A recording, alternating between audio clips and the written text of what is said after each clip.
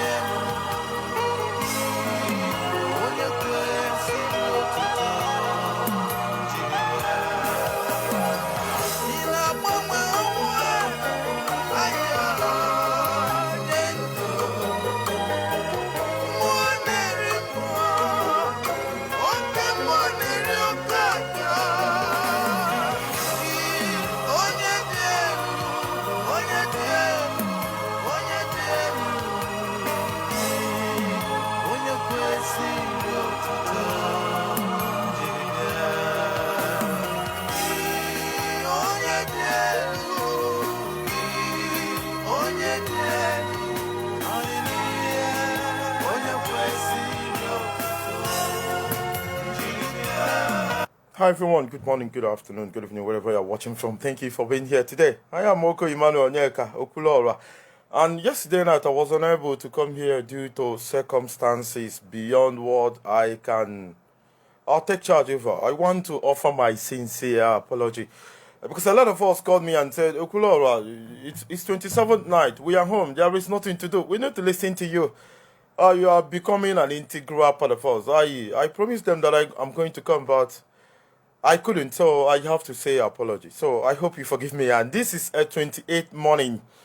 We are running across over 2022, a year that I'm suspecting that is going to be a better year, 2021. We are with pandemic or no, we are going to survive. We are. I hope you are sound. Now, I'm very, very sound. Thank you very much. And I hope I'm coming out clear. If you have any issue with my sound, with the visual, you can as well write at the comment section. Tell me you are not hearing me clearly. 2 days ago, I informed our people that a brother in the UK, I'm not going to say his name, he's doing well in the UK, working with a pharmaceutical company. He wanted to commit suicide due to marital challenges, so to say. He's having issue with the wife. He's doing well in the UK. He's been there for 6 years. He came to Igbo land and married a beautiful woman who is having some birth complications. You know, I don't know how you say it, women. The system ejamunwa. So, anyway, complications there. The lady knew and he didn't tell the man. They got married. So they went to hospital and did the basic test. You know, infection and blood and all those genotype. And she hid the fact that she couldn't conceive. And this man got married to her. And they went to the UK and he noticed. And a lot of issue from here to there. You know, wars, fight, and all that. And this brother is depressed. This brother wants to kill himself. He called me and said, Okulora, if he failed to do something, I'm going to kill myself, and speedily.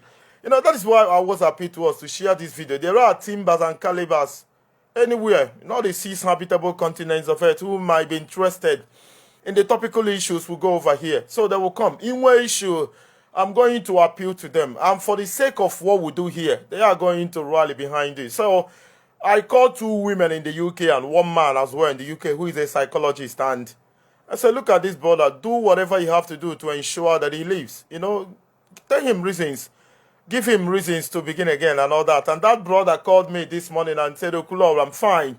The people that call me are incredible. They assured me all the support in the world. I'm fine. You live in Germany, in Canada, in USA, in Cambodia, anywhere you are. If you have issue of that magnitude, you tell me.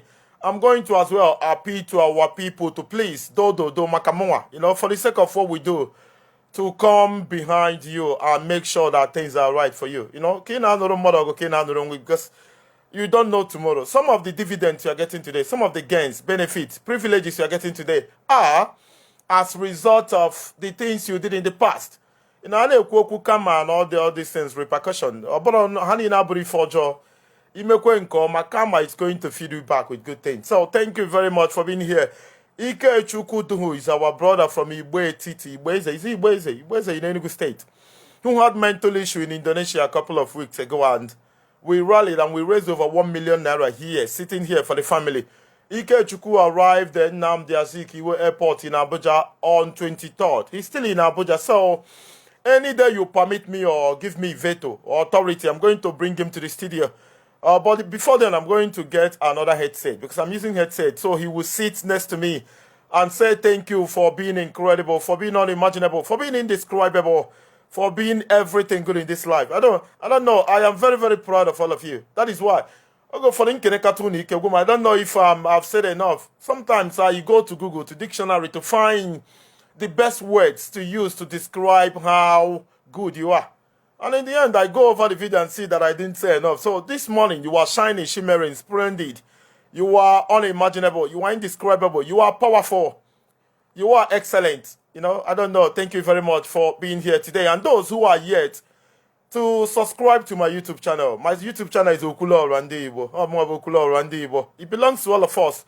Not just me, but it's Okulo Orande Igbo because I'm the coordinator, the moderator. I'm the man behind the microphone, the screen. So, please host a watch party. Share this video. Do whatever you have to do for us to at least have maximum audience this morning. Our people in South and North of America, they've come together to criticize my broadcast time. They're obviously sleeping at this time. So, tonight I'm going to as well come. So, they will watch. They are sleeping. Those in Costa Rica, Panama, United States of America, Mexico, USA.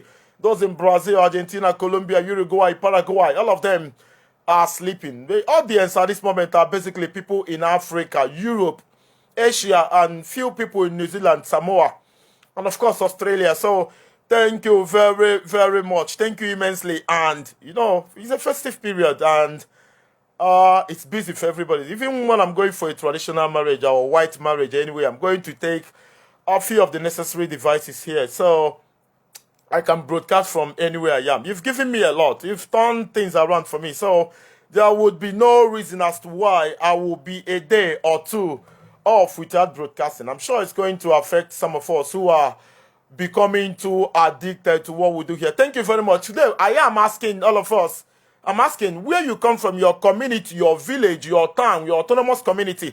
Can challenges and with there? And what do we do? And we can see Igbo onye Okija na ife na-eme na bunu na mmiri adrọ na nke adrọ ma na Igbo onye Nnewi na we do see not there too much. Onwere onye na-enezife anya issue and see what we do. Onwere ife ya mamenwu here. We can do unimaginable. We can even do the unthinkable here. So when you call me, tell me where you are from. I am Oko Emmanuel Onyeka Okulora. I'm from Obuoka in Nkanu is in Enugu State. The problem in my community bụ na enwe ndị ọjọọ too much there. Ndị a na-egbu mmadụ too much and ndị be anyị na-atụ egwu too much. Ebe ntị abụ m onye ụgbọ inwe onye ịmabụ onye ihu ọnụ ụgbọ kasị ya na ọmụnwa bụ Okulora ndị Igbo. I am fearless. I'm going to die whether by gun or by poison or by whatever. So you need to tell yourself truth at all time. The worst thing you can do as a person is to lie to yourself. If you lie to yourself, then I don't know what becomes of you. Where I come from, people man ndị na-egbu mmadụ mana a na-atụ ndị na-egbu mmadụ egwu. What my people basically do is every Christmas akpọta ndị ekpere eje na field village ekpe ekpere abụsị ya bụ ife ọjọọ na-abawanye. I went to my town for the first time in many years and it's very, very underdeveloped. There is no development there. Nothing good is coming because all these evil people are still alive. Some of them are handing over to their children. Ebe nsi bịa mmepe adịrị ọga obodo na nwekwe ndị nwe moto lụta obere ụlọ and all that, but ebe adị 1,000 people obodo mmadụ 10 lụrụ ụlọ na-agba moto. Something is fishy, something is suspicious. A lot of things are not right. These are some of the issues people are facing where I come from, and people are enyere nwefe aka where I come from. These are some of the things we need to change. And for us to change that, we need a lot of people to be fearless, to come and stand still, to come and stand in what they believe. If onye na-egbu mmadụ, we are not egbu mmadụ, Instead of telling him good morning, sir, you just walk away. I might not come open to you to harass you and all that, but I stay clearly away from you. But if onye na-egbu mmadụ, say good morning, sir, just to, what are you trying to portray? If I be Igbo land, the greatest tribe in the world, some of these things, we should find a way somehow to wash them away. I love where I come from, but a lot of people there do not reason, honestly. And I'm brutal, there's nothing to hide. No, You tell yourself the truth. If you don't tell yourself the truth, you are far away from success. You're far away from redemption. Where are you watching from? Under Abia State, Imo State, Anambra, wherever you are from. You call me on 09017342796. Tell me where you come from. Ke issue adị nwa be no ọkụ adịrọ na village gị ọ mmiri adịrọ ke ife a na-aya gọọmenti steeti gị okezie ikpeazụ ife anyị ugwu anyị gburugburu Willie Obianọ Hope Uzodimma Dave Umahi ha echefugo your village ndị be gburugburu na-afụ program a ma ọ bụ na ịmarọ ma ọ bụ na gburugburu na onwe ya na what so we have capacity, we are incredible, we've done so many unimaginable things. So gwa m ife na-eme n'obodo gị gwa ife na-eme ọkụ adịrọ na be gị isi anyị na okezie ikpeazụ ekwere enye ya village ọkụ ọ bụrụ na ị bụ onye Imo steeti mmiri na-eburu ugbo ndị bụ unu na ọmụma na Owerri na Mbaise mba anọ igbo isi anyị na mmiri na-eburu bụ unu anyị won ọnụ ndị na-achị Imo steeti. That is basically what we are going to do this morning. We need to be fearless. You need to be fearless. A na-egburu mpa gị egbuo mma gị izo mana ime onye gburu mpa gị na mma gị egbuo nwanne gị nke a gba nkịtị. No, my father was killed in 2011.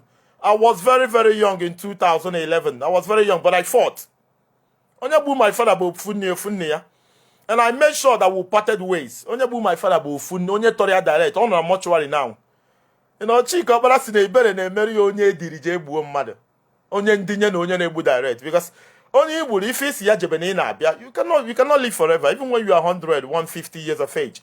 At some point, you get tired of living. You are going to die. Igburu mmadụ taa nye ya nse gbaa ya kpa egbe gbaa ya mma nwụọ ife isi ya bụ nwanne ya jebe na ị na-abịa. You know, I told this family we can never, it's impossible.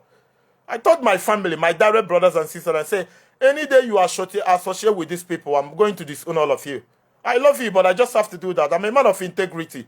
Wherever I'm standing, I will stand here unless you defeat me with a superior argument and all that.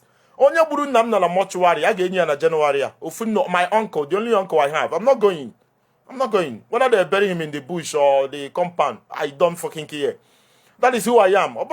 The worst thing that can happen to you as a man is embracing your enemy and pushing your loved ones away. A lot of us never amara. A man onye foge n'anya na onye afro gị n'anya. Onye iro gị shie nni je nọrọ anya lie. Onye afụzi gị n'anya na-asị gị nwanne m gị bịa ị na-agba ọsọ. It's a problem. That is why a lot of us are finding life difficult. That is why a lot of us are dying prematurely and miserably. Where are you from this beautiful morning? Let me pin up the WhatsApp number for us to call. It's my regular WhatsApp number. It is 0901-734-2796, 0901-734-2796. I've pinned up the number at the comment section. So I'm going to be here for less than 30 minutes. Sorry, I hope you are going to understand. There are a lot of things to do this morning. I just wake up. I leave the morning, but I need to make up for what I failed to do last night. We're going to be going over difficult issues now, critical issues. I'm going to Igbo obodo gị na-eme ife adịrọ mana ọ bụ onye bụ general state government ego ọ bịa na-emegbu ndị nọ n'obodo kwa mụnwa bụ okulu ọrụ mụnwa ga-ekwu ya ọbụrụ gị nwa ekwu just complain to me. I will bring the name of your Igwe community gị ebe a si ya onye eze onye Igwe akpọkwa anyị chairman si ya your honesty your highness His Royal Majesty your highness nke ọbụla ma si ya onye eze ya biko ya were nwaanyị ya biko na ọkwa anyị niile nwa n'Igbo na nwere onye ka ibia nwe power. That being in the position of leadership is a privilege. Obodo adị mmadụ 10,000 na-akpọ gị bunye gị akụpe wenye gị aka enu na-akpọ gị isi ana. It's a privilege. You need to do everything you can. Do unimaginable. Do things that are even beyond your capacity to make the people happy. Don't use power to intimidate people. The same thing the governors of Eastern Nigeria, the senators, those in House of Rep, those local government chairmen, councillors, all of them are using the power vested or given to them to make life difficult for people. That is why we are here, 0901-734. Yeah, he confessed. He did. Everybody knows that. Everybody knows he killed my father. Even the children might be watching. They know if it's a lie, they should come and say, hello, good morning, caller from Sweden. Good morning to you, brother. Good morning, Okulor. Good morning, one name. Are you watching my program live? Yeah, I'm watching your program. All right, go ahead. Thank you very much. Go ahead, brother. Yeah. But I'm not going to go Igbo. Because I'm many times before during this Christmas. One day I'm 150 missed calls. I know you're the topic Igbo it's on, but actually got off the of the topic. Because the thing with French are related to Okay, the topic. go ahead, go ahead. Okay. So one of our friends, non-Italy. So this guy now, this is almost 8 years now. No, 9 years now. On our Italy. Actually, so but at the same time. So this guy now, Alan Abazia. Alan Abuya in Italy. Onye ebe ka ọ bụ? Yeah, only Imo State, but I'm not in particular place was in Imo State. Sorry about that. Sorry about that. I'm going now. So Alan Abazia, the guy, and then one of our friends not close to him. Now every time when on our chat, we prefer now some of cousin or uncle now appropriate. Sometimes all the very aggressive, they're very aggressive. So all madu connect, all madu but I can do a similar connect and I connect for it to know we find out get to educate the guy. Because I not sure the way that Ogandi embassy. Okay, you've called Nigerian embassy in Italy and they failed to respond. Yeah, I see I show elders or if they respond I draw okay. For us. Okay. If you get all the simple. Ndị na-eme ife a na-eme ebe a bụ ndị be anyị, ọ bụrụ m nwa na-eme ya. I'm just coordinating. Okay. O nwere ka esi eme passionate appeal. O nwere ka esi enweta people emotionally. You should record the boy. Ọ bụ na ọ ga-agwa ndị be anyị okwu, ọ gwafe okwu. Ewelu the video post ebe a yọ ndị be anyị because they will decide on what to do. Oh? Ọ dịrị enough ikwu ya n'ọnụ. Ọ bụ na ya record the boy, ọ bụ na a ga-oyi ekwu okwu. Ọsọ ụmụ Igbo biko sinyere ya aka n'ọnọdụ akarịa na nwetara onwe ya. We are going to present it. Oh?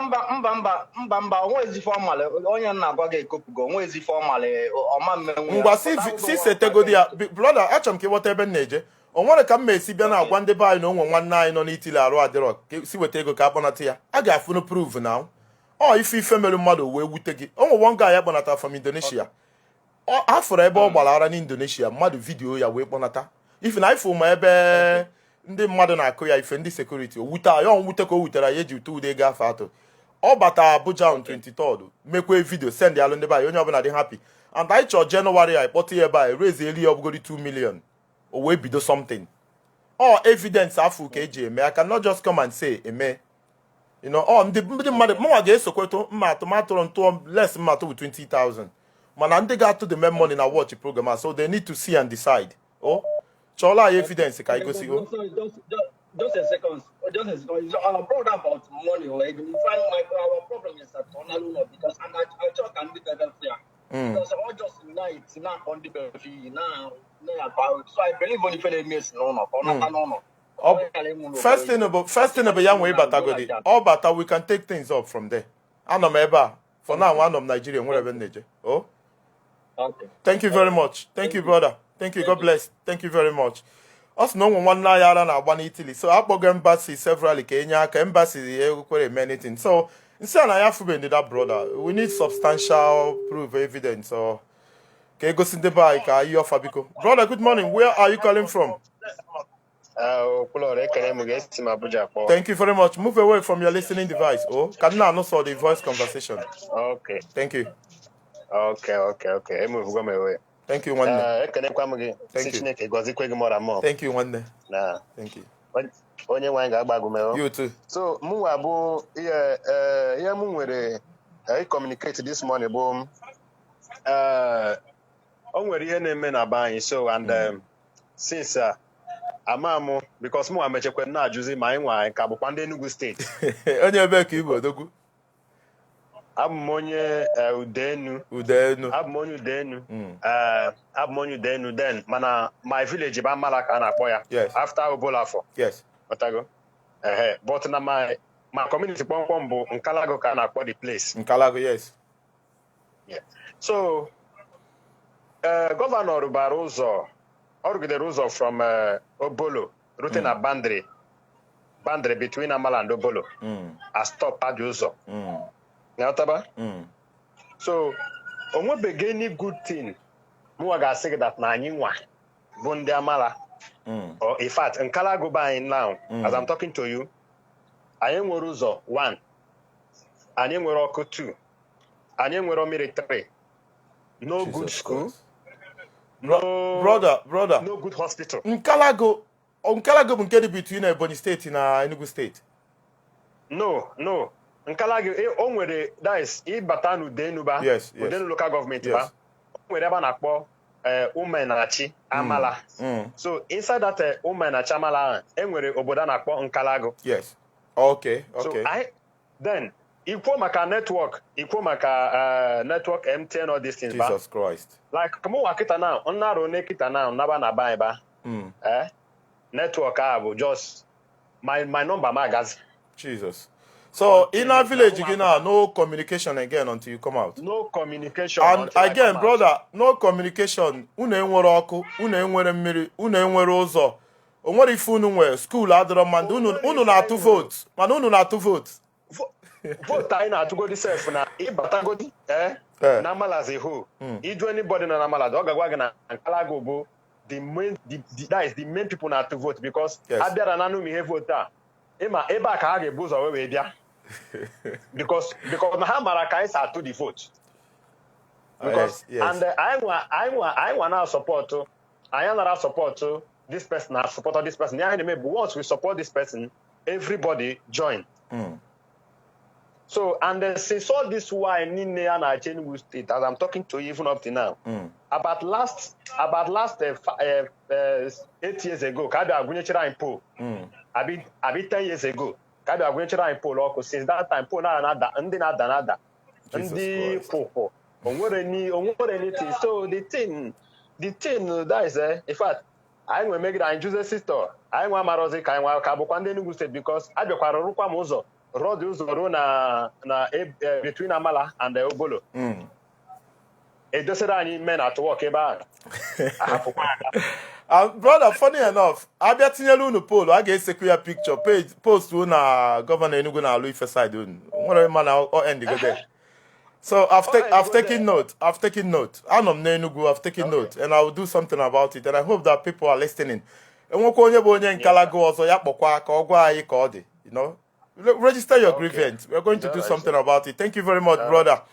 Onye Nkalago, what's na ebe osi oko adiro, ụzọ adiro, mmiri adiro. In our village 1 year, man's a phone call for 1 year. And all that, and it's pathetic. It is pathetic. We are going to go to Imo State. Let's go to Imo State. Good morning. Good morning, Oklora. Good morning, Wanyoma. Thank you very much. Thank you for Christmas, Ebalum. Wanyoma say so. No. Thank you very much. Thank you. All right. Okay, I'm listening to your program. I'm na village already. I'm Chukwu na Abia State. Thank you. Okay. So, EMC can contribute to now, like in my community, I'm from Arochukwu in Abia State. I am one Hezibozo. In fact, Muisi Arochukwu, Muisi Owere Bata Arochukwu, we apply through Akwa Ibom. Jesus Christ of Nazareth. Kaina Abia, you know, Kaina Ebumuzo Pota Aba. Then from Aba, Mbamoto na Abia Arochukwu. Then we had to go through Akwa Ibom. If we get no Akwa Ibom ni na Ebara. Uzo digidere mma till anya batawa boundary between Abia State and Akwa Ibom. So actually use this medium na people are listening, even the government are listening to you. They are. Because how about na enyemaka ụzọ Arochukwu ima onwe ihe ndị mmadụ na-ekwu asị na onwe ha ụzọ esiga arụ dị nso. That's in ọ bụghị no distance no aja ụzọ. That is the point. Yes. Aja ụzọ. Ọ bụrụ electricity is okay. Anyị nwere ọkụ ma no ụzọ nweghị isi through ụmụ ahịa nke ahụ bụ no go area. Anyị nwere ụzọ biko they should try biko ha gbatara anyị ọsọ enyemaka. We'll talk about that. Thank you, Wanyoma. We are taking records. Thank you very much. Our court duty as the citizenry is to checkmate the government, to make things difficult for them, to always push them off balance so they can get to work. But I relax it too much. We'll discuss things that are not important and all that. Leaving the senators, the governors, all of them to continue to be responsible. And that is one thing we are going to push harder in 2021. She is going from Owerri to Arochukwu. You can imagine, in Owerri to Arochukwu, Aimo to Abia State. You have to go through Akwa Ibom. Jesus Christ of Nazareth. In Eje from Imo State to Abia State, you have to apply Akwa Ibom because those are the Roma. That's the issue side that Bama or Mahia, no Sakega. But we know Abia State, they've been unlucky when it comes to leadership. Oji Zokalo, a criminal. Theodoji, a criminal. Okay, so is the worst of them all. You can imagine. You can't imagine. There is no road there. You have to fly through south-south. From southeast to south-south to southeast. Southeast, south-south, southeast. One day, you see southeast, you have to fly northern Nigeria before you come back. It's a shame. Hello, good morning, one day. Brother, good morning. Good morning. Please move away from your listening device. I can hear myself. Please move away from your listening device. This brother is not paying attention. When you call me, you need to quickly switch off your listening device or you move away. If you are talking to me and I'm hearing myself, it's going to be contradicting. It's not going to be clear for every reason. So please, once I pick your call, you run away from your listening device. Good morning, brother from India. Yeah, good morning. Afamobo Obaka Ikechukwu. Obaka Ikechukwu. Onyoma, go ahead. Yeah, ebe nsi bụ Anam na anyị nwere ụzọ na Anam. Anyị nwere ezigbo school. Like elu festive period, yes, yeah, during rainy season na kita August, during August period. Isi ihe dịka Ọnịcha, Aguleri, side as wee bịa Anam. Onwere ụzọ dị ụzọ adịrị atọ everywhere. Brother, funny enough, governors are coming and going, senators are coming and going, local government chairmen are coming and going. Can you feel Onwere etinyere anyị pool ọkụ for more than 6 years now. Onwere ọkụ adịghị ya. Jesus Christ. At all. I will send the represent line na House of Rep. Even House of Assembly. Even House of Assembly na Anambra State from Anam. Even the governor of Anam State from Anam before. All of them it's a shame.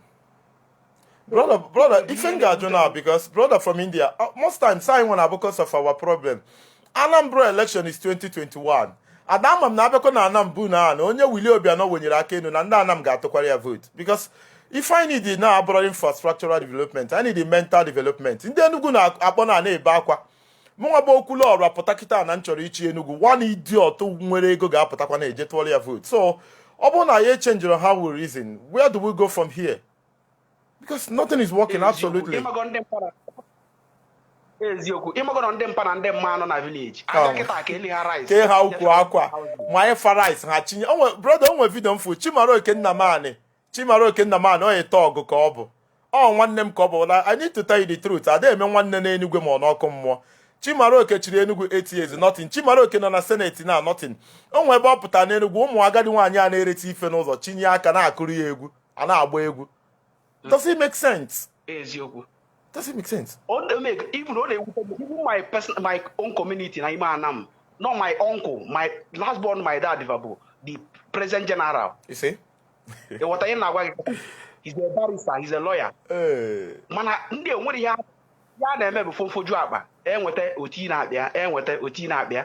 my brother, let me tell you. I ask some people in Enugu that 8 years is enough to turn a state around. 8 years.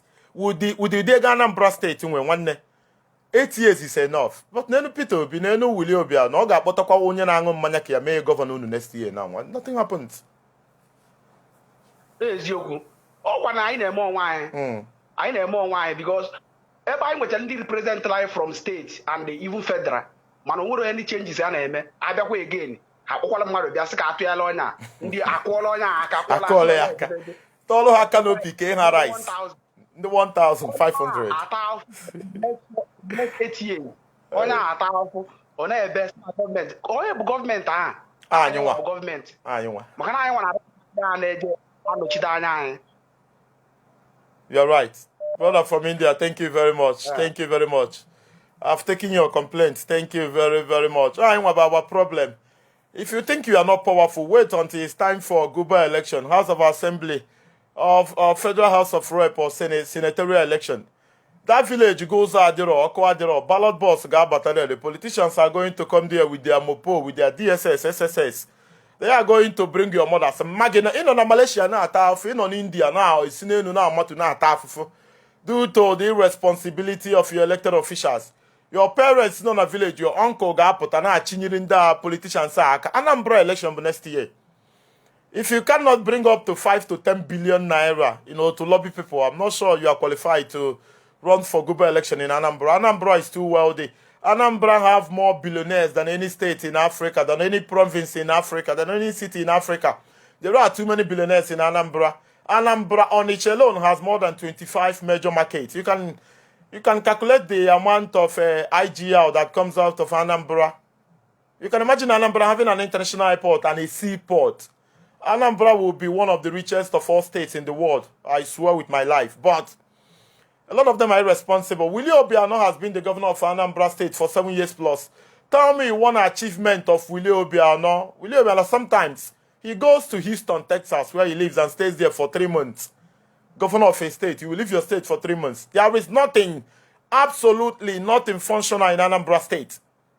I mean, Willie Obiano knows me very well. You've not seen me in person, but he knows me. And I'm sure that there are all these useless SSA, all these boys. When they say the truth, they will make them SSA. They are watching. I'm sure they are telling Willie Obiano who I am and my stance. And my color is never going to change. I tell you that our people, anybody will change, anybody will change and all that. If everybody body will change, then we shouldn't be called human beings. If all of us are corrupt, then why are we even talking? Let's go to Malaysia. Caller from Malaysia, good morning. Good morning. Thank you, one name. Thank you, one name.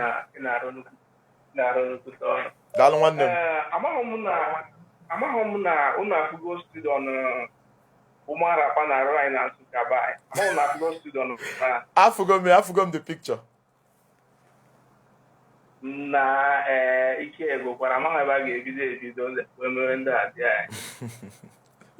One na any final onye bịa na comment section si me ekwu na maka Chimaroke na Chimaroke bụ Messiah ndị Nkano. A lot of people are mad. On that bụ ndị na ya nwere nwa okorobịa enwe ike icheke this brother the unemployed ebe ọ nọ na ọkụ adịrọ ụzọ adịrọ the generation the hopeless. Do you know how much Chimaroke Nnamani has? Awe go na yo o buru billions. Abụ m onye Nkano nwere ife dị by nwanne there is nothing. This boy no na rubbish. Ya pute ilo ka ije Nkano bai. O nwere ife dị there. Ị ga na profile ya kita emetere ya. Imeli ebere Chimaroke bụ Messiah. Irresponsible. He's foolish. And don't repeat it, I'll get him out of this platform. People know there are people who reason. Ichi be psychophant. Je iru government house je gbabe egwu ke adash ya 10,000 naira. Odonya okwesi no na. Okwesili na ebe we'll take him out. He shouldn't be here. Yeah, ikwesị block onye a onda na ba ya adịghị mma. Enye 5,000 kita na. Cover rubbish. Anambra election is coming up next year kita. The work na okwem kita is when na church kita. And they make a campaign na. Nwanne ha ejebego chọ. Nwanne my brother nwe ife nkwu. Ọ bụ na ị nwere up to 10 billion naira for bribery. Ọkwa nke a na-eke eke. Imam pụta iche. Nwanne you can imagine ebe 5 candidates nwe 5 billion, 10 billion or ego na 50 billion. Nwanne m ife 50 billion naira ga-eme na Anambra na ndụ ndị mmadụ. Ndị ọ na-atụkwa egwu Chineke brother. Sometimes I know me blame because the city high mark again buy and sell on to ya for my abana but we talk with the hawk we don't care. Man election o kita. Only with them over ukrora. No them actually contribute. Kedi ka English we hold this Christian leaders because has to the worst name because election like the higher I go to onya. Different people can have confusion the matter. Brother, Rosemary Chukwu si n'ikpe ga-ebido n'ụlọ ụka. All these pastors, governors are going to get their bag of money and they will preach. Vote for this one, vote for this one. Emechizi ha nọ na chọọchị ebe a sị anyị si ete aka na sọrọ kpewe ekpere anyị si ete aka na sọrọ kpewe ekpere cast na bind them. Why not how confuse the citizens that vote onye a? Yes. Ịbịa na ụmụara pana chi Enugu ba anyị ebe anyị nọ ebe na Nsụka ba anyị na ebe m si na community anyị ụzọ adịghọ ọka adịghọ ọsụ na December kịta 25 ebido wetewere ọka ewere 29 of December 2019 And then at December 24, 2020, my brother, you are talking about Nsukka. Ebe nọ n'Enugu town na ọkụ adịrọ generator ka na asụ ife. Nsogbu anyị erika, our fathers and our forefathers and all that, they failed to tackle this issue. Ọ bụrụ na nwere ife mụ na gị mee today, it's going to continue. My brother, onye ị na-ekwu na ọ dị alụ ọlụ, ọ dị eme anything.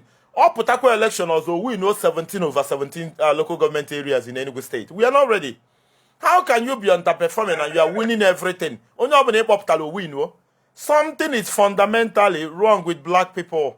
We don't reason, and it's a factor. It's a massive factor. Thank you very much.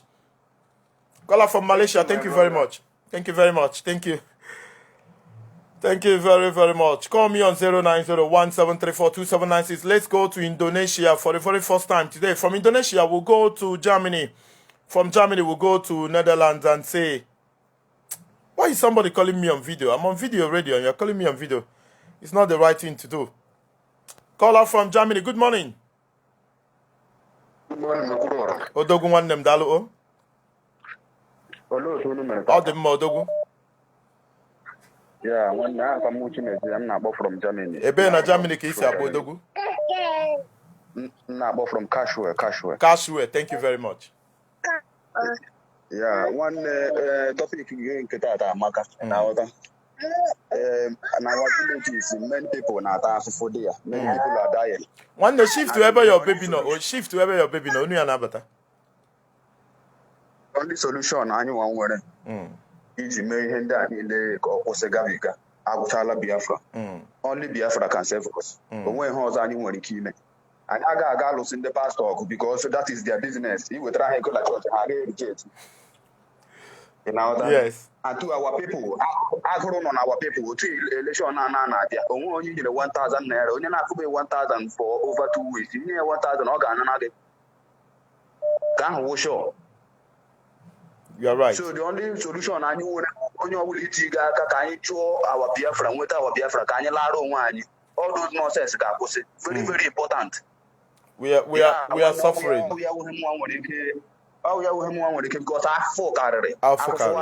it's too much. One if all not ndị nne na nna anyị brother ọkwa ndị lụchala ọrụ nwere na-akwụ for their pension ha na-anwụ n'agụ onye na-akwụ ha pension my own mother onye kwụrụ ya pension now for 6 years na Abia State man all serve government of Abia State for many years of our life also government everything both akwụkwọ ji resign everything in Nordia onwe DA ọjị akwụfụ ya ọjị ụzọ kala akwụfụ DA ọjị akwụfụ this okezie na akwụfụ ya. You see? Only how can me? One never 80-something years or Gagal walk there. See? I would no anything you need to do any Kamano target. She may not get finding what of funders. You see? What of funders? That is problem one day. Thank you very much. Thank you, one day. Thank you. A lot of people are dying in silence today in Igbo land because they are voiceless. Even when they talk, their voice doesn't get anywhere. But ask you alone in your Marachigin Yagolole. No, Ojukwu Bata from Ivory Coast. You know, at the peak of Nigeria Biafra Civil War, the target became Ojukwu, Western world and all that, their forces, you know, the ammunitions, everything was channeling on Ojukwu, the warlord. So, there are a few countries who supported Biafra then. One of them is Zambia. Yeah, Zambia, under the leadership of, it should be Kenneth Kaunda. He was the president of Zambia then, and of course, President Bongo of Gabon. And the Julius Nyerere, the president of Tanzania and the island of Zanzibar. And more importantly, the president of Ivory Coast, or Cote d'Ivoire, Houphouët Boigny. Houphouët Boigny took Ojukwu on asylum, and when Ojukwu returned, Oliver the Coke was on that kind of tenezin if it Odogu Newi. And we go also Ojukwu 1 year, no one if one again, and if Ejimari and Eno were Begu, Negu Koget in 1 year. People like PNM, Ilo Dibe. All these tycoons of transportation business there in Igbo land. Onye ọbụla butesie bus a na-eje n'Enugu airport wee duru Onugu dute Ojukwu na Nnewi. So onyinye m bụ ikwu okwu, so I have to put my voice every now and then behind my people, behind the oppressed, behind people who are suffering, behind people who are dying of depression due to government's inability to pay them their salary, their pension, their gratuity. When you see a governor in Igbo land, Oburu Toyota Prado 20 now, Oburu military, Oburu police, Oburu DSS, if I one man, It doesn't make any sense. Go to Western world. The performing politicians are under fire. Donald Trump is under fire. The Prime Minister of New Zealand, Jacinda Ardern, under fire. Abbott in Australia, under fire. Mark Rutte in Netherlands, under fire. The Chancellor of Germany, Angela Merkel, always under criticism. Some of us don't know why Matteo Renzi resigned as the Prime Minister of Italy. Gordon in UK then. Even David Cameron, his resignation, a lot of us do not know reason as to why. A man is going to be governor for 4 years and he will be irresponsible for 4 years. And he comes back and gets re-elected. After 4 years again, he goes to Senate. After Senate, he becomes a minister. After minister, he wants to be vice president. From there, he will be eyeing to become president of this place called Nigeria that never worked. I don't know where to go from here, but there are many calls. Let's go to Mozambique from here and see what our brother is going to add to this conversation. Brother from Mozambique, if you are there, good morning. Somebody said you are very intelligent. Thank you very much. I appreciate. Hello? Brother from Mozambique, good morning. Yeah, Kulora morning, Kekimel. Adi Modogu. Yeah, Obaka from Mozambique. Obaka, thank you very much. Thank you. I've been trying to speak to you for some time, and Thank you. Thank you. I'm Jile. I love go to from Western world. I usually go to Belo, but I'm not here. Okay. Look at Mozambique. Only Mozambique, but I'm a since 2018 in Belo, but there's no power failure. You see? There is no power failure here. I didn't see a popular prayer point. It's not a prayer point. every look and crown of this country will occur there. You see? Emana oboda echenjili onwelo okoha change of recent no bema. Actually switch their electricity to another phase. In space of 2 months is done. You see? Any project of one habidolo, 2-3 months is done. So, nevertheless, like my problem, God bless Biafran land. I believe in Biafra. God bless Biafra. Mana, my own problem is this. We need to go back to the drawing board and work on our mentalities. What is very important. The way I see it, and the way I see it is another problem. Oburu that na then these guys, if will no longer be, they will be brother, let me chip in something before you continue, brother from Maputo, Mozambique. Oga to senatorial, yeah. Oga to senatorial election na Enugu. Apụta m the evening, I didn't have to vote, one voters card. I don't believe in them. So, mpụtafụ ndị je tụọ vote, ndị mpa na ndị mma, onye ọbụla na-ana. Nsị ha ke onye fatụrụ. Asị m na farmer on ha agwa ha binye aka ebe esel umbrella. Ị na-atụrụ PDP, mmadụ onye candidate PDP. Ejigoje ke ha 2000 na independence layout. Sifa je binye aka na PDP. So onye ọbụla if hundreds of them na to aka na umbrella. Ka onye bụ candidate ndị umbrella, ọ bụ na nwanne ifuru Enugu steeti anyị nọ, ekwensu bịa under PDP o win o. Because ndị na-atụ vote amara onye candidate. Hey! Imagine that.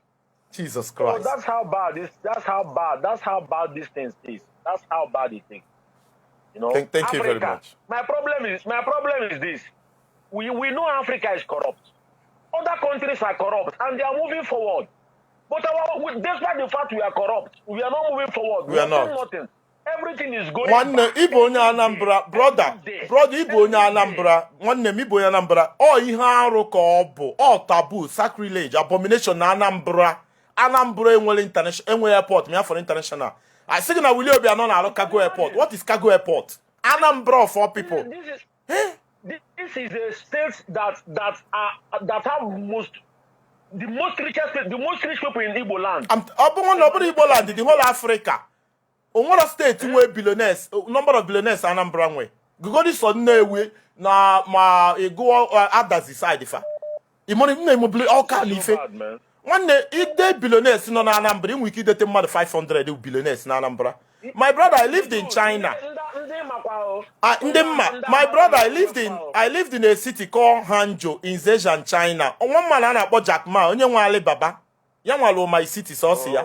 Billionaire so no na Anambra. Ifeanyi Uba na ata eze n'ugbo jere iru police post na befa.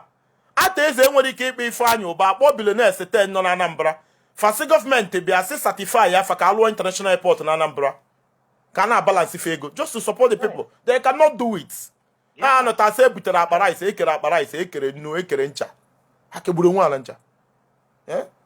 Thank you very much, my brother from Mozambique. Thank you very much. Thank you very, very much. Where do we go from here? Let's go to Indonesia. Brother from Indonesia, good morning. Yeah, One you want to win no toto, you want to win more quadro. You know, quadro December 25 December birthday. Jano can now Ishina one. Merry Christmas. Thank you very much. Go ahead. Flora one demo, as a major potato, Kele, Monday, never had under the sneak and Lapanulo. Merry Christmas. And then I'll let you. Merry Christmas. We know where we have begun a bar, especially by nowhere. Sometimes our I na course there. Oruko election na apatakwa atoa apatakwa election there onye ala bakapụtasị efuzi onye pụtara na enwere ike enwee good candidate onye ọla like ama na yes na ọ ga-agbalị nwole but duto na onye nke bịa ndupụta ego na-eke ekesasị ego ejukwana onye a na-eke kere almost trillion okezi na trillion ọ baiga na elekwe ihe ọ ya arụ ọ ezigbo shi ọ ga-ebu ụzọ chụọ n'ego and another na-emekwe ndị be anyị na-enwe ụdị some of them deceive themselves masị nke don't count at least one example ga-emegodi ga-emepe ndị be anyị ahụ nke a mere na-edo they vote and they secure their vote and they follow their vote bomba to bomba rigi na na-eme nwanne onwe nga rigi na-eru self ndị na-eri igi na-adị confused if you watch it on ha chi rigi but ha dị confused you cannot manipulate ike gwụrụ ha ejiji ha but my brother in Indonesia let me tell you something. Okay, for force eji pụta na NSAS. You to Enugu way force pụta kpọpụta mwa bụ okulu ọra na ọmụ kafacho. I swear, Ekwensu self cannot overturn that result. Ekwensu. Nwanne Ekwensu cannot. Rap ife aya dị bere the brother. Ekwensu enwere power. Nne m kwife pụta na NSAS. Nwanne anyị ba Enugu State Assembly. Speaker bụ Edward ụbọchị pụta na ayo biko. Na-agwa m na apụta asị m a na-eri ige election. Thank you. Mmadụ ole na ole na youth anyị ha anaghị ege. You see them, they come back in the midst of the youth to convince ya akọrọ ha one or two ụmụ nka akọ ha. Onye abaigo nwetago slot onwe ka every month a na-atụnye enwe obere ego ihe na-ekwe ebe na ebe. So another one na onwe come to talk of nke Anambra ekwuru. Amara even self na onwe ihe ka ebe next 30 years Anambra agaghị enwe airport. Ekwuga me na ọwa ebe ọnụ ma but all do next 30 years Anambra agaghị enwe airport. Ask me why. Anambra ndị mma ihe juru ya ọfụma and they cannot allow ha agaghị ekwe ka ọ dị ihe a na-eme. Transporters juru ebe ahụ nọ. And nke Obiala na-ekwu ugbu a hapụtụ n'Obiala ihe ọ na-akọ nwanne ihe ahụ for next election Obiala ọrụ ga ya esi etikwele na nka ọwụ omedati n'ugwu oge kampen ruo ugbu a ọchịchị ya rituele and ihe a na-eme godfatherism ọchịchawa ugwu ọpụta ugwu wepụta ofu onye na ụmụnna ọ na-afụla ihe ejikwa anya ọ na anyị nwere airport na edogo m ya and na onye a ga-efinish ya onye m lere anya ga-efinish ya biko enwere kewere onye a tiga ha akpala ya akpa onye aba na nga nnukwu egbu ego steeti onye ga-achịchakwa etiezi ya aka onwe ya mgbe ha kwesịrị na-emepe anya ka hapụ na-aghọrị anya oge niile daalụ brother. Thank you very much brother from Indonesia. We are in one almighty trouble. I don't know. Most times I find it difficult to sleep. It's body now too much or some obodo and all that. I've gone around the Igbo land. I've gone to Imo State. I went to Umuahia for the very first time. I'm in Enugu. I've gone to Anambra. I've sat in same place with all these commissioner, SA. Some of them are terrible. Some of them are point thinking. Some of them are, in fact, are dumb, deaf. They cannot reason. And if you listen to them speak, you understand why we are where we are today. You understand why there is no electricity. Only Amari for a special advisor to governor. What are you going to advise the governor to do? If a man no dump, or senior special advisor to governor, what are you going to advise the governor? If you are from Anambra State, call me and tell me one achievement of Willie Obiano in 7 years. Why was Willie Obiano re-elected? Willie Obiano went for debate for re-election. He went the other Manya way, rubbish. You know, after a terrible, disastrous, childish performance by Governor Willie Obiano, you know, his handlers on social media see that polls is not debate. Now you can win debate, but they can go to the polls and win. I think we know Obiano won 21/21 in Anambra State. I was far away east of Asia then. I told myself that it takes something supernatural and extraordinary to redeem this place. This place was built not to succeed. It was built to crumble. Where do we go from here? The problem is not the elected officials, but the people. Monarchy. Any day we start to reason. Any day we start to say no to corruption.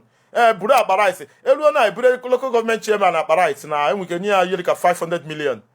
EJB igwe 50 million ọkpọkọ ụmụnna eke ego jee nye ndị begide nye anyị ndị youth asị na PDP youth wing ọha na eze youth asị ụmụ gịnị ụmụ village nke youth eke ego jetụọ vote. You wonder, you think, you deliberate, you ponder and ask yourself, do we even have a destination and all that? Somebody said airport is being considered is a cargo airport. It's a cargo airport, not normal airport. Normally, every airport, most airports, 90% of the airports in the world has cargo section. Why would Willie Obiano not be building cargo airport? Why not build a proper airport? And then you have a cargo section. I don't know if you understand the point. I don't know if you are getting the point. And Willie Obiano, why starting the airport late? Allow people to go there and make a critical assessment. They should do analysis and commentary and tell us if you are still in foundation or roofing or all that. I'm sure they are guarding the place to ensure that media doesn't go there and tell the people the truth of the whole drama they are playing there in Anambra State. There is a call. Let's go. +14. Good morning. Hello, Kurara. My brother. My name is Indonesia. Indonesia, thank you very much. Go ahead. Abu onye gwabrugo okwu last time emere broadcast a na-ekwu maka ka Okechukwu duru si abata. Yes. So o mechakwa mkpochigaga again gwa gị na mụ kwara nsogbu. Kwe na aghọta. So even as I'm talking to you now, ana m ebe a la disensel Okechukwu duru siri laba ka mụ even mụ lia afro ebe a before lọta ba ọ labron 22. Kwe na aghọta. Yes. So all happened with the station. Okay, come so now. Brother, listen now. Now. It's not enough. Okay. I'm being honest to you. I'm being honest before God and man. I'm not enough na ịkpọ m na phone. Simona ị nwere issue na ị chọrọ ka atụrụ gị ego iji abata m pụta na video bịa kwuo ya ndị be anyị tụba ego ọ dịrị eme like that. Ọ dị ka maybe 2 weeks one girl kpọọ m ọ nọ n'ụlọ ọgwụ nwanne ya nwaanyị na nwa nwee kidney disease. Ejem n'ụlọ ọgwụ a mee broadcast within 2 days ereze elu for 1.4 million naira. Enwere evidence onwe fan about sympathy. O nwere onye ga-anụ your voice na asị ka they don't know you amara na ị na-ekwu eziokwu ka asị onwe ihe bụ na enwe evidence enwe ma video send ebe ị nọ ndị be anyị ka ha na-ege gị ntị na it's not about me mma atụba gị ego mma 20,000 but it's not enough. You need at least ude ga atụrụ oke du ka ekwesị ịtụ gị. So talk to them. They are listening to you. Talk to them. Okay, my brother, ọ bụrụ na nkwụsị ihe a na mma ese onye ọkaikpe bịara anyị okwu a nwaanyị onye obodo onye ọkaikpe bịara anyị okwu a send ara gị then l'ọfisi anọkwa na mma ese ya send ara gị then mma edumandị dị vidio oge enwudere anyị send kwara gị like Okechukwu duru ana ebe a ka anyị anọ m ebe a ọkwadola ihu m ka ọ nọ yiri akwa kwado eburu ya ma ụbọchị ọ gara corona test ma ụbọchị ebularị on 22 kwenye na aghọta ka ị were mara ihe m na-agwa gị bụ I'm not doubting you brother but onwe ife nchọka ịghọta onwe ihe people na-afọ metụfa people furu Ikechukwu duhu a ka o si na-agbagharị na street ma oge ndị polisi ji ya na owutefa ọ na-eme ndị atụrụ ego ahụ enwerekwa ego no out of emotion o wute. So it's not, I'm telling you the truth, it's not enough to call and say, Mado Tobago ego. They don't know you. They don't have to be before. Amaro Nibo. Monobona have forgotten Fuko mega yi offer. Video guy, you can even use it to record yourself, your offer biko kiga yon de buy. Almost if a game, mehame. You know? Okay. Can you go and mention I see here on your send the Arabic. Then the video about the crime says so because thank you very much. Your opportunity allow your money because the only just if any na video send the alum kwuo ya ha fụzie ya o metụfa n'obi ọha nwa na-eme ọbụrụ m nwa ọbụrụ na ofu onye na hundreds of people na-enye aka ha ọ dịrọ m n'aka iveto anything. Thank you very much. Thank you very much. This brother nwere challenges in Indonesia. Ọkpọ m na police na-achọfa na ọ chọ ka enyere ya aka. It's not enough now. Ịchọ ka m bịa na live video si unu na onwe onye a na-achọ so na Indonesia si nyere ya aka. No.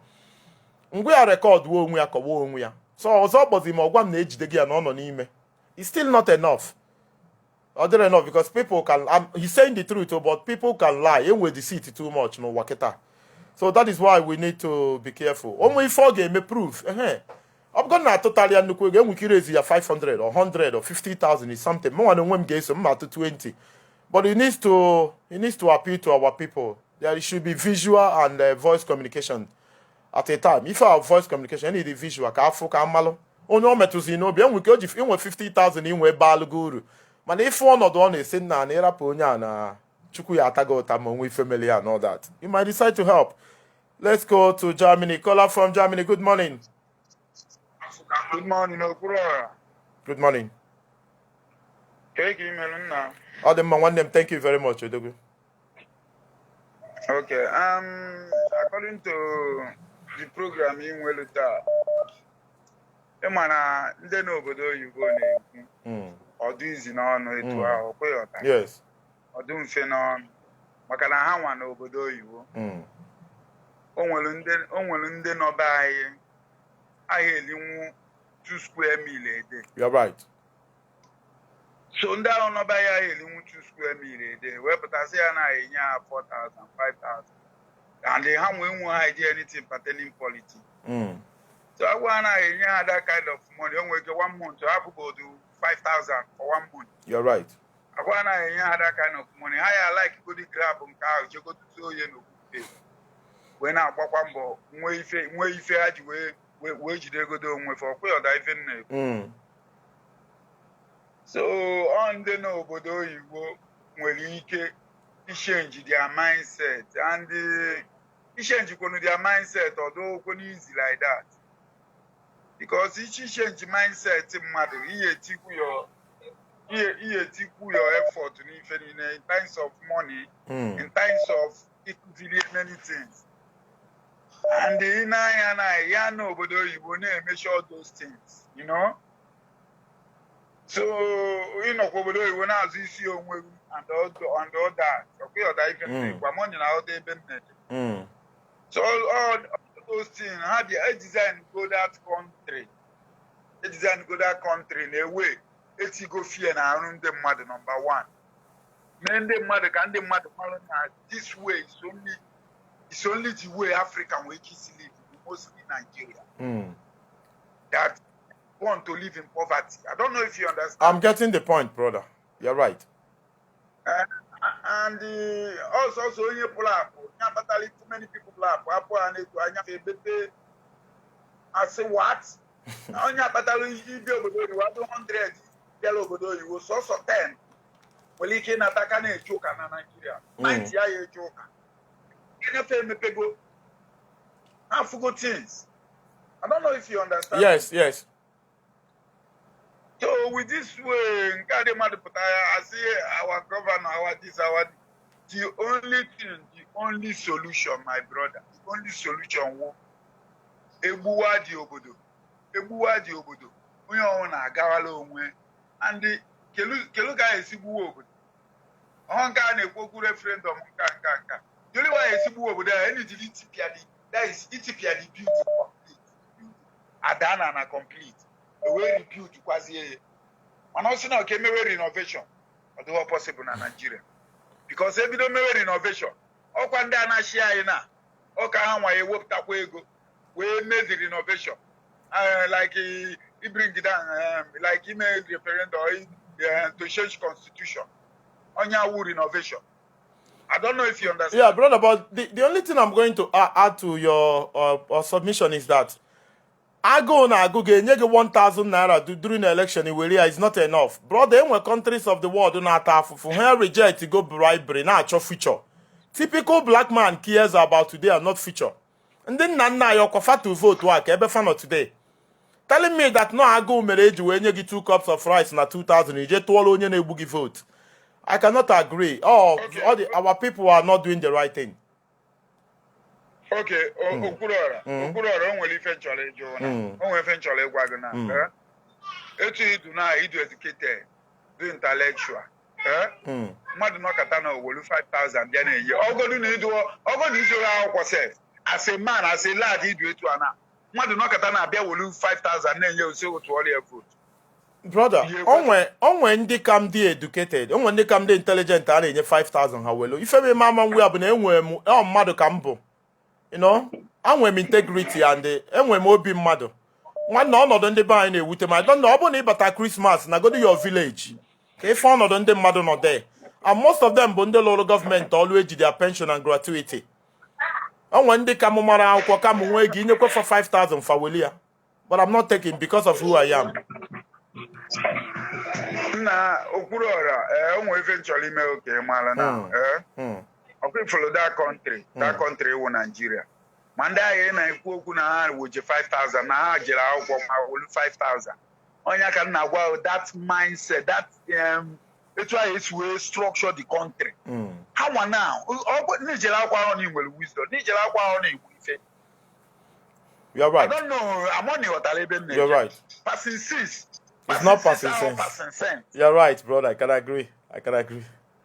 I'm on the ebe nne. You're right. So there is no orientation, no nothing. Just Nigel work law, social law, but nothing. No work, no nothing. It will be 5,000. Then you only will go to no nothing. You're right. So I go do very deep. If you go there, so no the government. All no Nigeria don't want. You need to use churches. You need to Chineke you no odi. You need to use church. Ụmụ nwoke ga na-eme na ọfụma bịa nụọ gị na ụmụ nwoke ya na onye ọbụla ya na-alụ ọrụ everybody believe that. Yes. Etu an nọ abroad na-akpọwụ na mụ weni dị ịbịawa abroad. Oge nọ ba etu an so enu otu an si onye ba anyị na ife niile anọ abroad na-agbagharị ma ndị nọ nga many of them their wife nọ Nigeria. One lady from Norway sim na o ji ịgụ akwụkwọ na Norway n'ozugbo Holland in Norway. Ọfụ na 70% of prayer points ya apụgo. Ha adịgo answer ozugbo ọ gbara ụkwụ na Norway. Okay, if you now. Okay, forget now. So the only way Nigeria, mana nenso ndebe anyị na-enwe, nenso ndebe anyị na-enwe mana fela agụrụ ya n'egwu. Ya na-ewo fela so onye na-anụ Igbo. Nso ndebe anyị na-enwe suffering and smiling. And smiling, you are right. Suffering and smiling. That is, they are satisfied with that suffering. Okay, or that? Yes. You only program you put there and I say, the look I see me Nigeria called them. Etu esi eme actual ka ọdụ like that konkanka. When they have to we don't need war. If I need the work, we will want na-eso eke we nya in Nigeria.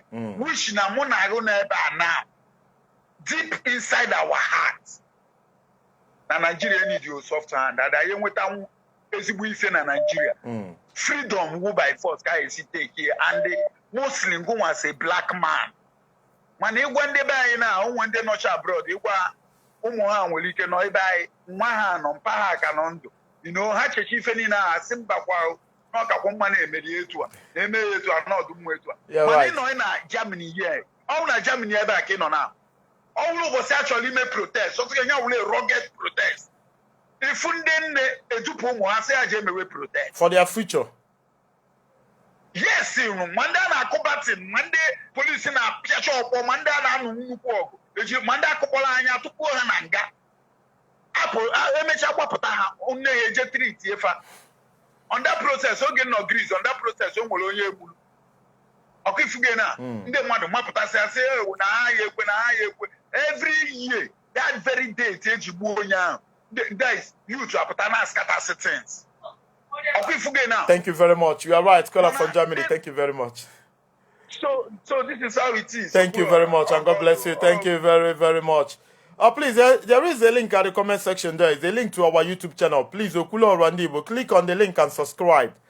It's going to take you less than 3 seconds to do that. Please, just click on that YouTube link and subscribe. Please, thank you very, very much. Thank you. I appreciate if you do that. If you can subscribe to our YouTube channel. Where do we go to? Calls are too many. Where do we go to?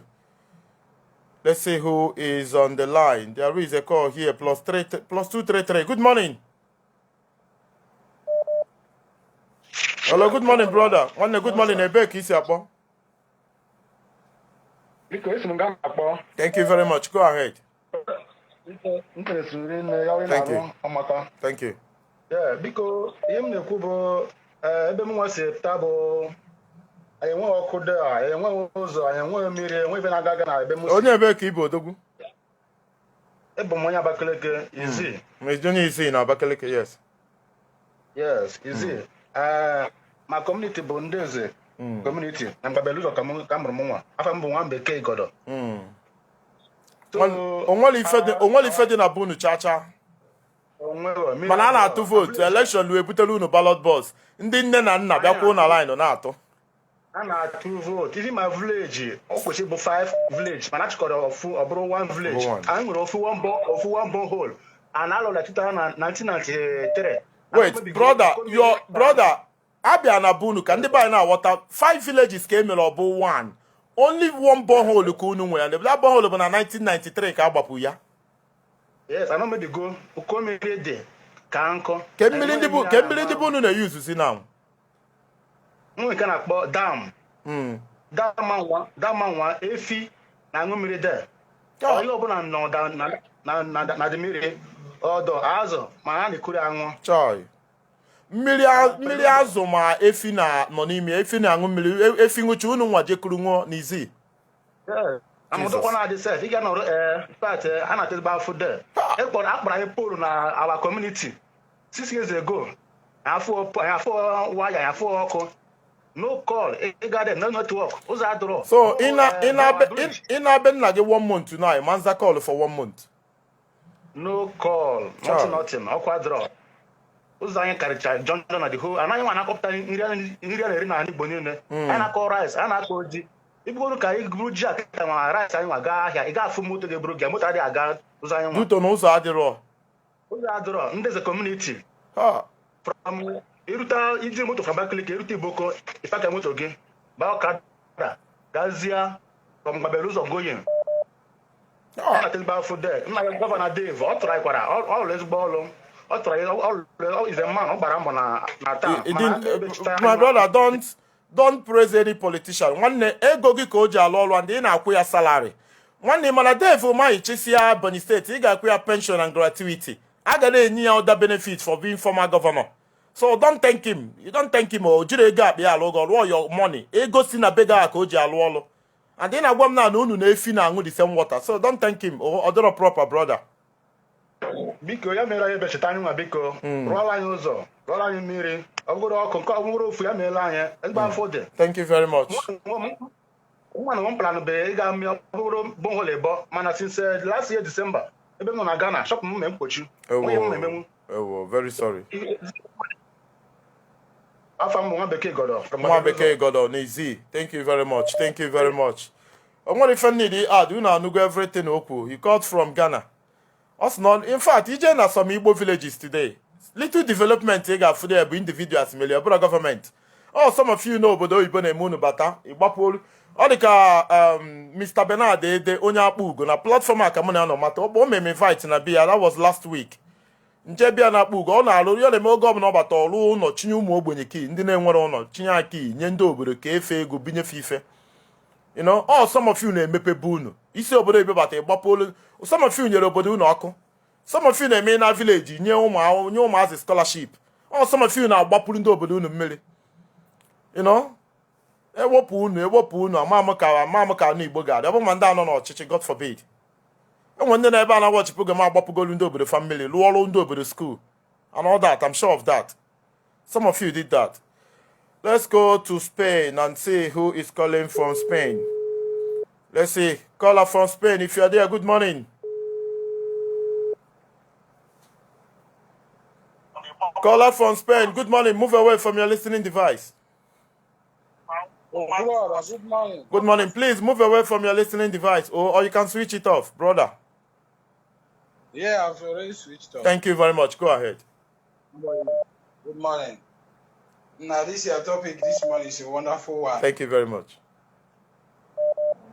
So thank you very much. Thank you. The other time I sent you message on Messenger the other time that I saw you on sick bed. Okay. I been you go now. Okay. Now I'm very okay. Can I do you?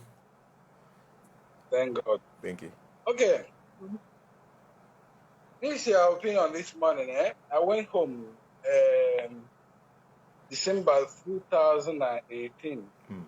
So around February, I saw around what they call it, Enugu Stadium. So that day, Buhari is coming. So I saw old women with Buruburu uniform and many other things. So I don't even know that I was risking my life, you know. So I prayed. I was so sad because I believe that all these women, they've been deceived, you know. So I said, Mama, what you people are doing, you are selling the future of your kids. Stop supporting these people because after these 4 years, you will not see them again. After this period now, you will not see them again till another 4 years when they need their vote. Do you know what they say to me? They say, it doesn't matter. You see? So far they give us now, whenever they come again, no problem. And all of them started laughing at me. You understand? Yes. So I don't know the people that parks around me, all those guys, all these talks, you know. If you see, it's something I cannot explain. The way they wanted to destroy my car and all those things, you know, harassment and all those things. My brother, and funny enough, that was few months after the Python dance of 2017. Anom na Enugu that short to Enugu down. Buhari bịara Enugu. Na Junda J Stadium ebe ka esi kpọtafa ife abụ ndị ekere ego. I was in Enugu that very moment.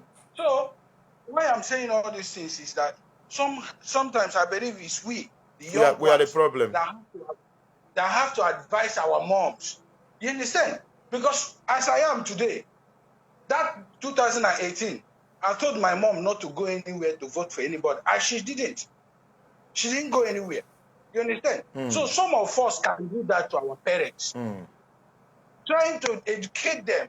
These people, they are deceiving you people. You people should stop voting them. Stop going out to stress yourself because of this. Because you vote them or you didn't vote them, they will still be there. You understand? You're right. So, this is my own opinion. Thank you very much. Caller from Spain, thank you very much. We've not shared this video enough. Please share this video. Host a watch party. Copy the link to your friends on Twitter, Instagram, WhatsApp, Messenger. Please, just take 1 second and click on share. Share the video. Please, I'm begging all of us. If you can just click on share, it's going to be fine. There is a share button down there. Just click on share. Please. It's very, very important to me. It means a lot to me. Hello, good morning. Hello? No, good morning. Hello? Good morning. I can hear you. Good morning. Hello, Kulora. Good morning. I'm on live. You are live. Yes, I am live. If you want to talk to me later, you can call after the program. Okay, that's good. I'm calling you from Adelaide. Yeah, I'm not trying to you for a long time. I've not been able to reach you. Oh, it's okay. No problem. Yeah. So, I'm going to comment on if I may discuss right all right, now. go ahead. We are discussing on the challenges our people face in community and state, right? Yes. And how to resolve it. Yes. Okay.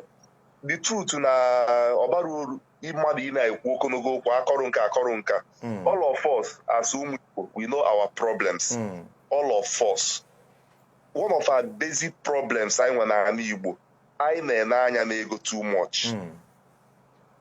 In the sense that onye si ebe o si, onye ọbụla ma ndị nọ na ana Igbo chọ ebute ike overnight. Cheno ebutezi ike ya problem adị over. No. It's not ibutike. We are supposed to hold our political leaders responsible. Yes. Better. Starting from our local government. Look at all our local government. Look at all our councillors. Nkebayana councillor under 6 months, under 1 year. Ike government, Ike monagi. Yes. Now look at somebody called you. Say na 4,000. It's not enough for money to vote. In any 4,000, to vote. We have for the next 4 years. You see? And we continue like that. Mezie ndị Igbo niile anyị nche ọsọ onye ọ na-agbajezi obodo oyibo. It's a shame. Now come to think of it, the rate o si aga na ese na Chukwu ga-azọ mmadụ enweta Biafra. The rate o si aga na in the next 15-20 years. Nna agwa gị eziokwu, if he continues like this in the next 15-20 years, ani Igbo ga-ere ere. I'm telling you. We like it or not. Ani Igbo go bad already. What's adiro? Nothing. What if it? Nothing. Nothing. But all got blood in the next 15-20 years. Yes. I can agree, brother. So I totally I'm in support of your program and meet people now like here because thank you. One name from Adelaide, Australia. Thank you very much. I am running generator all this Christmas in the Americas. Generator as always. I mentioned 2 days ago, so can use work, maybe in Oko Guard. It will work in the process. So I'm no longer taking the risk of using NEPA because I get work cut all the program short. And then my beer in the evening. Good afternoon, watching from Kuala Lumpur, Malaysia. I've shared. Thank you very much, Frank Morris. Actually, some of our people buying fuel. I need somebody to buy me fuel. I didn't recharging my data in 4 this time because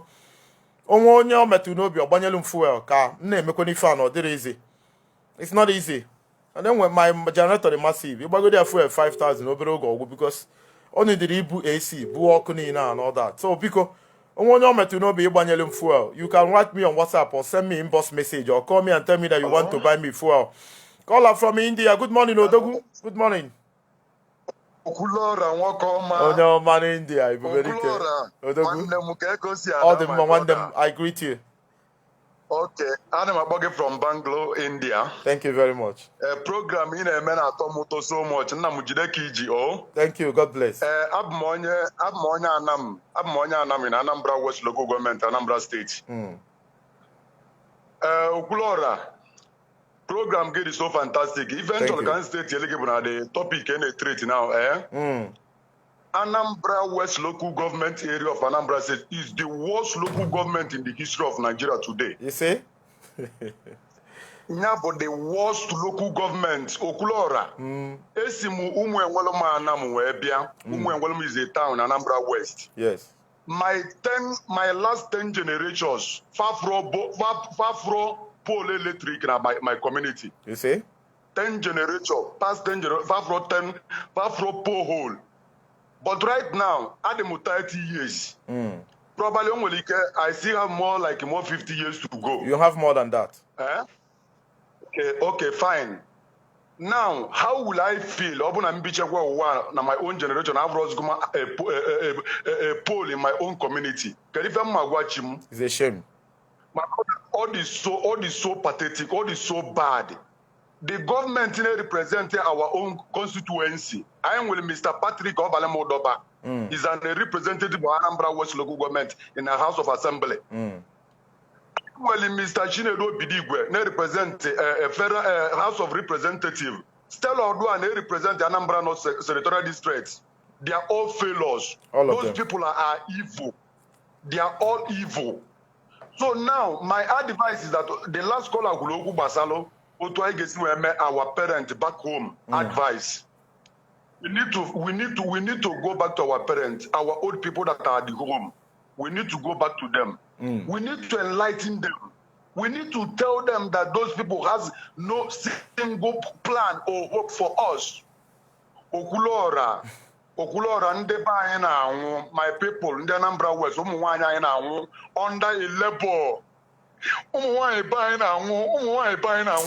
a labor. It's a shame. It's a shame, brother. Can you imagine that? Even health care. Anambra East, which is from my own community to along the line, they may give up on that road. Okulora, Anambra West local government area, we contribute 70% of Lindia Anambra State nearly because we are farmers. We contribute 70% of Lindia Anambra State nearly. But can you imagine that now any single road? As I'm talking to you now, and about Christmas now, there's no any road to enter our communities. Okulora, anyamwero a borehole, nothing like a borehole, nothing like education. But we know what we contribute. So I'm using this medium to calling on those that in charge. Though I know that most of them, they are bed of the same feathers. Those people, they have failed us. They have failed. They have failed us. They have failed us. But one thing I am assuring and one thing I believe and I also pray is that now most of us have got the privilege to put on abroad.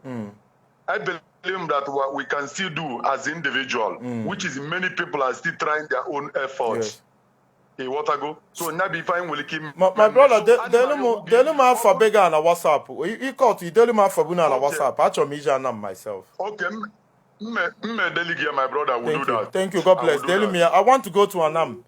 I'm not going to complain too much about Anam. All going now representing from the House of Assembly, House of Rep in Abuja, and of course Senate in Abuja. All these people are taking money and all these monies they are taking, Anam is there. The projects to be done in Anam is there. But where are these monies? Black people are not asking questions. Black people are not. Oh, we folk whoever and what if they can million? What if they can own akwụkwọ? And what if they can own ọgwụ na Anam? That one dị ime ụmụ nwaanyị dị ime na Anam na anwụ steady. Ada ka mbasa nna dị kanu na-ekwu kwa si na any dị ime cleansing. Emega arụ na ana too much. Onye bụ Anam, onye bụ onye Anam, Igbo onye Anambra steeti dị ime nwee complications ụlọ ọgwụ adịrọ. Eburuzie gị gbalụ na-eje ebe ụlọ ọgwụ dị nwụọ n'ụzọ ịma na ọtabu ka ọ bụ. I don't know if you are getting the point. Nwaanyị dị ime na-eti mkpu ọbara na-agbụ ya ụlọ ọgwụ adịrọ na Anam bifo eburu ya na-eje agụleri na ebe ndị ọzọ nwụọ n'ụzọ. Ịma na-arụ na a na-emerụ ana. Enwe ife a na-akpọ nsọ anyị na obodo Nkanu ebe nsi. Ebe a na-abịa nsọ anyị. Ọ tabu arụ. Ife uche ekwu n'ife na-abịa yomi o buru mopo na-agbagharị with your money. And all that. Okay, when are we going to start reasoning? When are we going to start reasoning? Say, Obokwa aka na-ebe anya mmiri na-agba m. Ọ bụ de ka m na-asụ n'ezie abịa gụgụ anụ m obi o. Anya mmiri juru m anya. Nigeria juru udo wee na-ahụ ihe ọjọọ n'anya. Afrịka juru udo wee na-ahụ igbu ọchụ n'anya.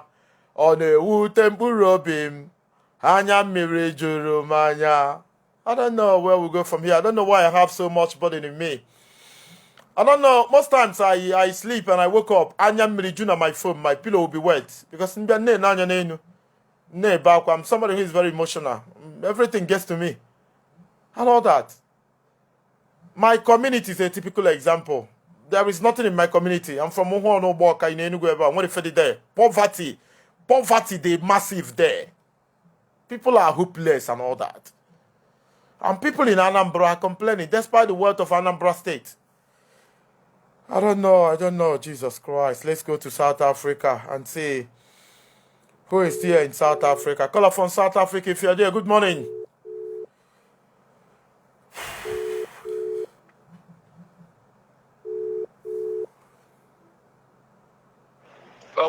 One them, good morning. Good morning, brother. Yes, good morning, brother. Hello, I can hear you. Go ahead, brother. Yes, go ahead. And I'm live. People are listening to you now. People are listening to your voice. Okay, Casey, go ahead. Okay. And thank you.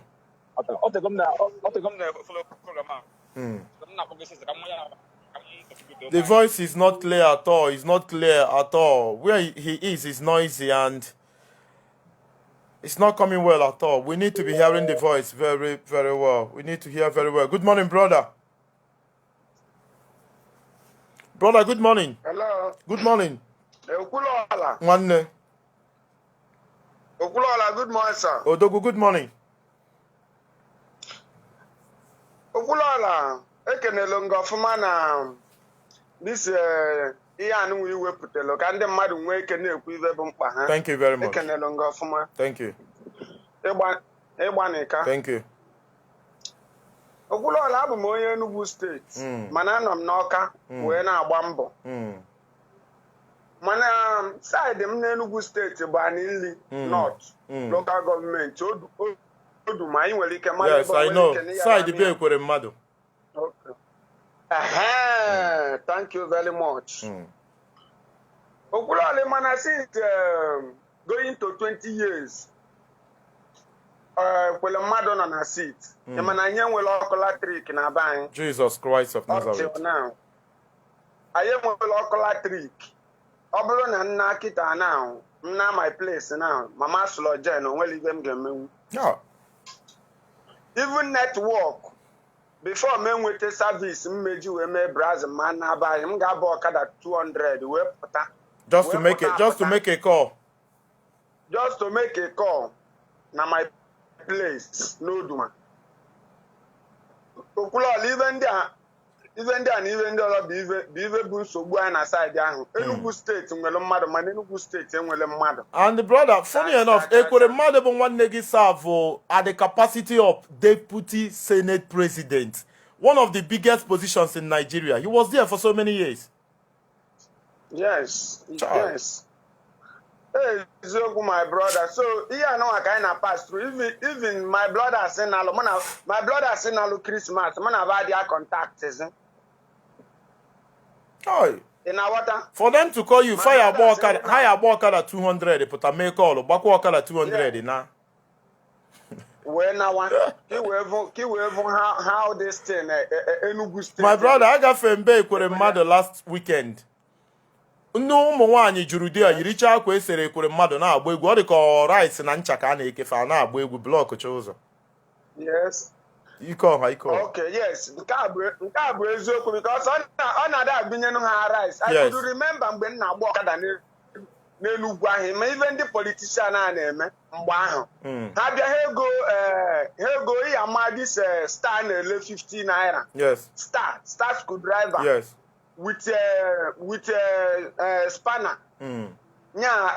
Ring spanner when they came the Okada. Okada life for Elulana no give to election like this. If I can, and some of them, brother, they get that in go that in a who politicians say near.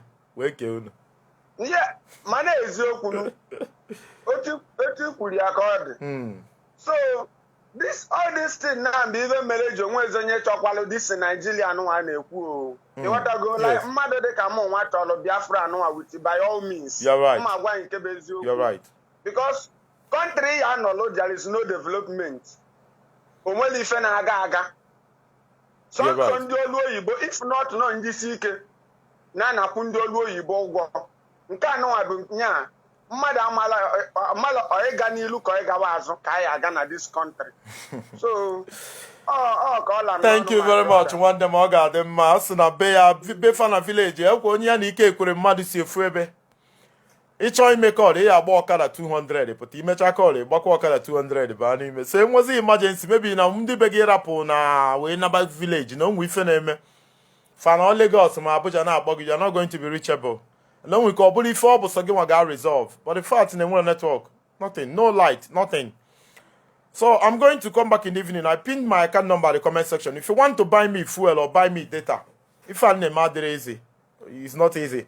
And I'm running generator. If you can hear the noise, me say now go and buy again. Just add their data.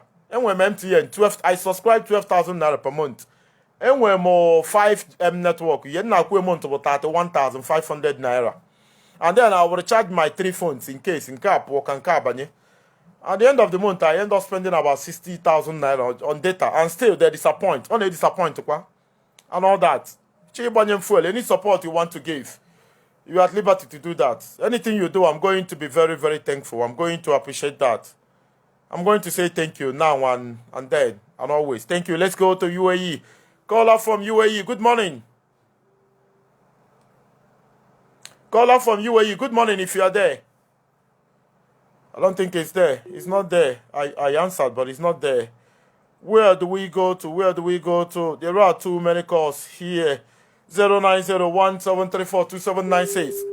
0901-734-2796. Call me on 081-1734-2796. I am rounding up. I'm going to be away in no time. And before I go, I'm going to ask you where you are watching from. We are going to continue. We are not going to relent. Hello, good morning, brother. Where are you calling from? Hello, good morning. Odumo, Okuloro. Thank you very much. Ebeki Odogu. Good morning. I'm Ashim Morocco. Morocco, thank you very much. Gani Rwandem. I'm from Imo State. Also, I'm again. When you were calling a when you were on what on your Nazaiche. What on your Nazaiche? Don't come on Kamlu. Follow your platform. Thank you. Now reply a message. Thank you. Send the message. Thank you. So, I love your. I love this your program. Thank you. Always. Thank you. Yishike, my brother. Thank you, brother. Yishike, my brother. Thank you. So, na na-ekwu na Igbo.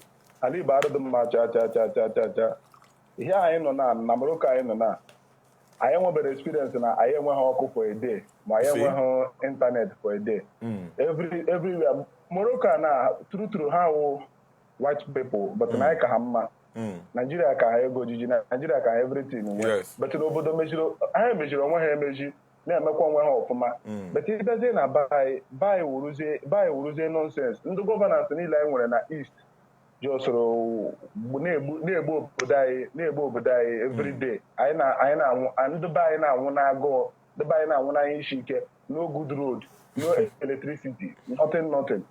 Onye some people buy ji na-eme travel na-aga country na-ekwesịrị ịga. See, look at that day iji ga somebody eleghị o ji ga Bangladesh gaga nọrọ. Bangladesh wu nonsense country na-ekwesịrị ka onye buy ga Bangladesh. But anyị na-ewu Bangladesh.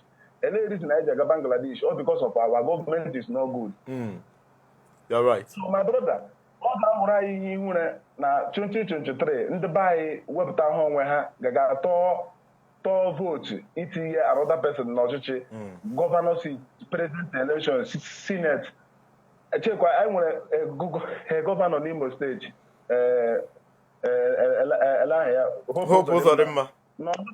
n'ọlụba ebe m shipụta no road, no electricity every time.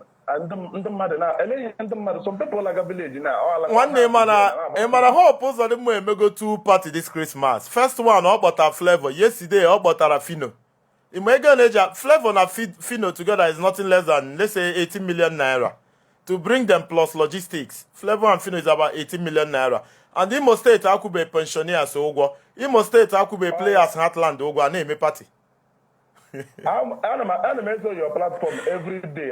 Ihe niile na-eme m na-eso gị every day. M na-anwụ ihe na-eme na bai. Anyị nwapụtara obodo a aka ahụ bai mma, but just that na ha emekwara onwe ha emekwa the little ha nwere. Thank you very much. One name from Rabat, Morocco. Thank you very much and God bless. Enwere ime oke chọrọ ikwu na all right, near phone. Okulora, Odogu. ụtụtụ ọma. Good morning, brother. Ụtụtụ ọma. Good morning. Mụnwa wụ Obiedo Chibuzo. Hello. And I'm happy ịnụ ihe a na-eme kịta. So ihe m nwere ịcontribute n'okwu awụ. People mara na gọọmenti were our problem. How were our fundamental problem. Yes. People should know that and put this to end. To an end because I don't see in a situation whereby I have experience in another country. Government may need or them nke a wụ ha na-achọ imegbu anyị emegbu ka ha wee continue their evil. Yes. Ka ha wee continue their evil like na ịbata n'obodo enwe normal bus dị cheap, onye ọbụla na-agba ya. Enwe gọọmenti eje na-arụkasị ụlọ, gbagodi m ụlọ haziri gọọmenti anyị rugo na ime the economy ka o boost. How many houses enwe gọọmenti nothing.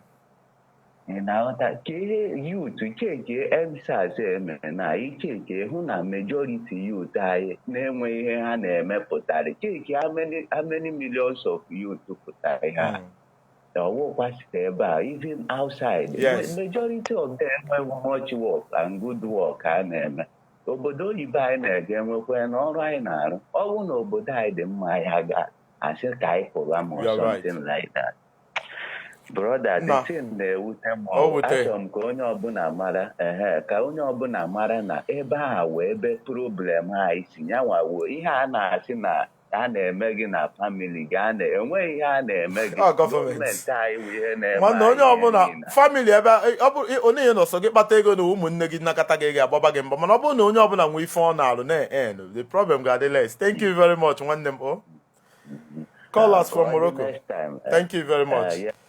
Somebody said, Okulora, try Wi-Fi. I've tried all the Wi-Fi here. None of them is functional. Can they use now 5M network? To install that Wi-Fi alone, I spend him 100 and something thousand naira. Plus the router, maybe 100 and something thousand. And I could 12,000 a month. Or the amount I see made the package increase. The package they use now at 1,500 naira per month. Go to Google and search 5M network. Hand on Independence layout to Enugu. Now I go everyone suit 31,500 naira per month. Then when MTN boss, MTN Wi-Fi, or the na palo there, on a disappoint. And when Airtel Wi-Fi, or the day, each of them animal could 12,000 naira per month, 12,000 and 12,000.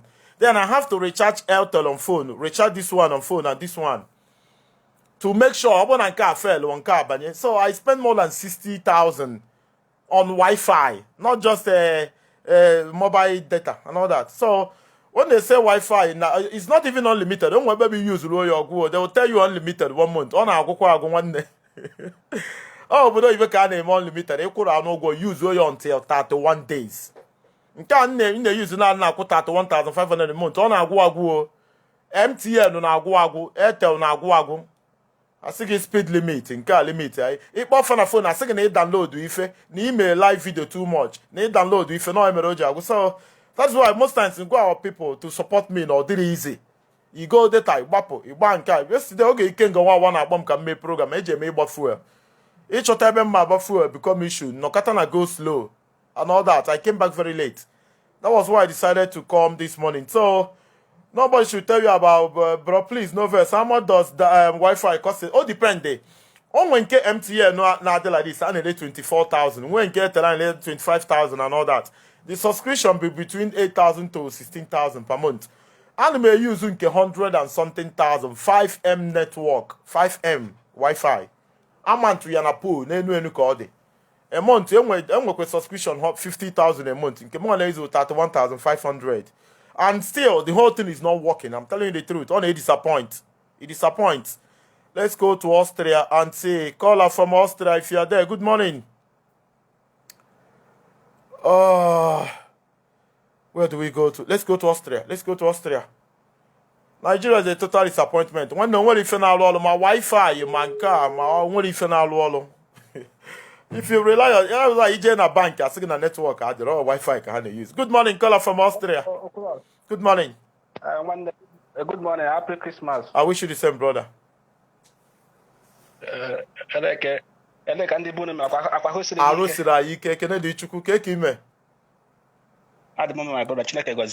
you very much.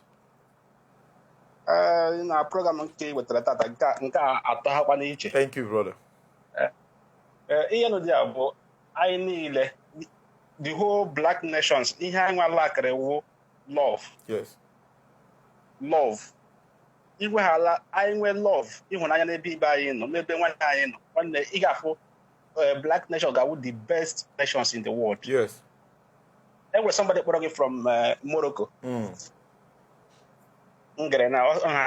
Morocco, but anyway, you know what I ọgwakwara gị ka ihe ndị be anyị na Morocco si eme ndị be anyị ọgwakwara gị ka nwanne ihe ndị be anyị ndị Igbo na ntụ ndị Igbo ọgwa ha ndị Yoruba ihe na-agwa gị ndị Igbo nwanne gị shi Nigeria mmadụ ga-abịa kpọrọ gị sị na gị ruo Morocco na ịbanye tupu isi ịbanye na Spain nke aka gị were mebi onye na-arụ fọknaiza gị rekọ ihe nwere bịawa nwanne unu ruo n'ụzọ onye ahụ kpọrọ gị onwike ọgwụ nwanne gị ihe chenjie na-azazi gidman ihe niile iji anakwachaghị ihe niile iji ruzie Morocco eru imetara ekwu okwu nwanne masa na ndị Morocco na ndị ihe na-agwa gị ndị Igbo na ndị Igbo na-akwụ mmadụ kwụgbuo mmadụ ndị ga onye ahụ mere ọkọmiti onye ofenso duto na ọ sị na ihe onye a mere ya adịghị masị ya na dọgwa ga ekwu ya na onye ahụ gidman eruzie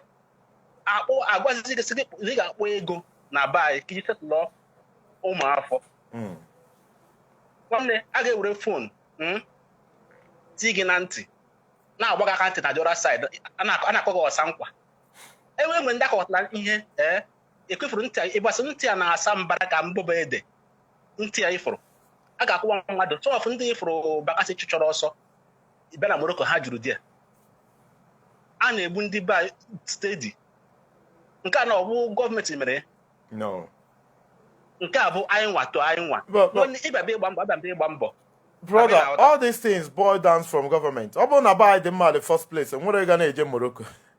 So if you na-ekwu na nwanne, if ụmụ Igbo na-eme ụmụ Igbo, let me come here.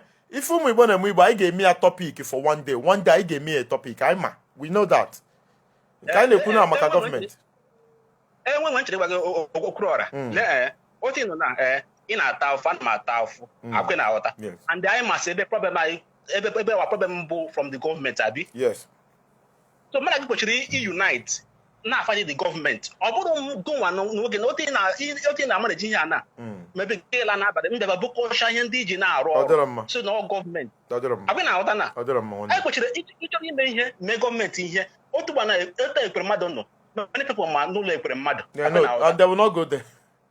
They will not go there. Agwe na aghọta otu arụchasị nọ na agba n'ụlọ ohepụ ụzọ dị ma agba n'ụlọ every plan na ọmụ ụlọ ya ha ọkụ agwe na aghọta na mana agaghị eme ọ bụrụ mụ nwa na onwe m otu anaghị tacha afụfụ fote $1 someone abịa kidnap ọ ga-esi that all government ọ nọtụ ịgba mbọ kidnap what those people ọ bụrụ ụmụ ha ọ bụrụ one of their I understand you, bro. You are right.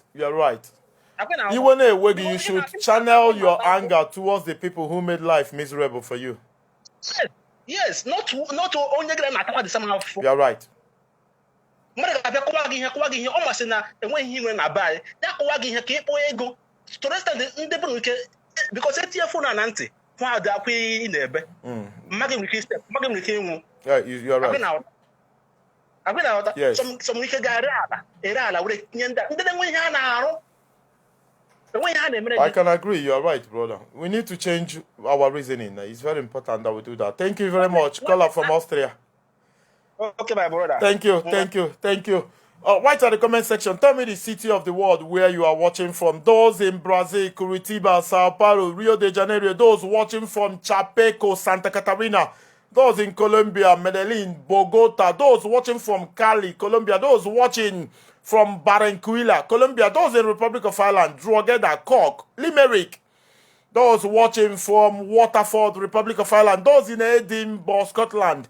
Those watching from Adelaide, Australia, Perth, Sydney, New South Wales. Those watching from the incredible capital of Australia, Canberra. Those in Japan. Those watching from Nagoya. Those in Hiroshima.